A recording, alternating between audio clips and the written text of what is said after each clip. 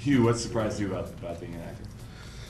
I would say that my love of it increases. I felt like, it seems to me that the bravest, most risk-taking work people did was when they were younger. They kind of find a groove where they're really good, and that kind of gets called upon, and then not much else. And I remember being really terrified of that, some kind of feeling that might happen. I was just doing ADR the other day, and which I find kind of tough. I find ADR a little bit draining, and I was in there and I found myself loving making believe in this dark room with a microphone, watching myself on a screen. And I thought, well, this couldn't be more odd. And yet the challenge of trying to then be there, be real, be present, and to make that character live just in the voice, I thought, what other job after I just turned 40, so what other job at age 40 still kind of turns you on? And the more you're able to embrace the parts you play, means you're able to disengage from life, or rather see life as a play and therefore enjoy it more. Does that make sense?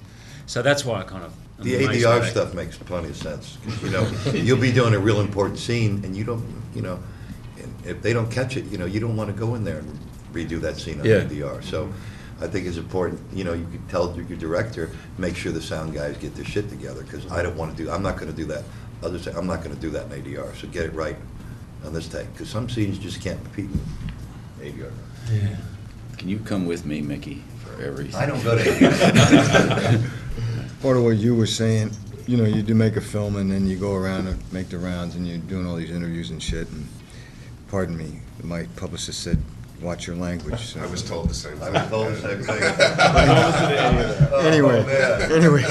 Every time you curse, you're my hero, bro. The thing that's, one of the things that's true, that I think probably true for all of us, is that your acting, the process of doing it, informs your life as much as your life informs your acting. I mean, it's really true, because you're like, all your senses are fucking, I mean, God, all your senses are alive. Keep going, Ed. You know, you're so in tune to who you work with, the people that you're working with, what they're dealing with, what they're going through, the air, the weather, the smells, you know, I mean, it's a very tactile, alive time that you don't really live in that heightened state all the time in your life, you know.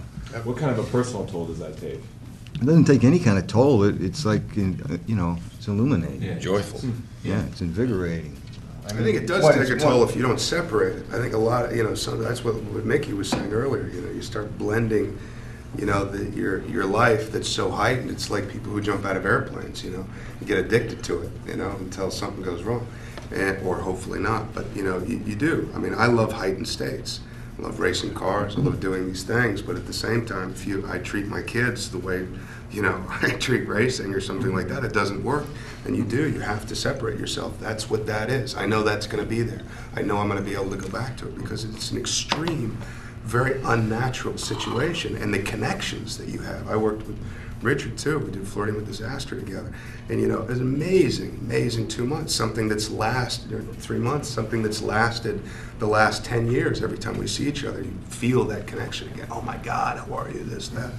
But it's unnatural. So I think you do have to separate it.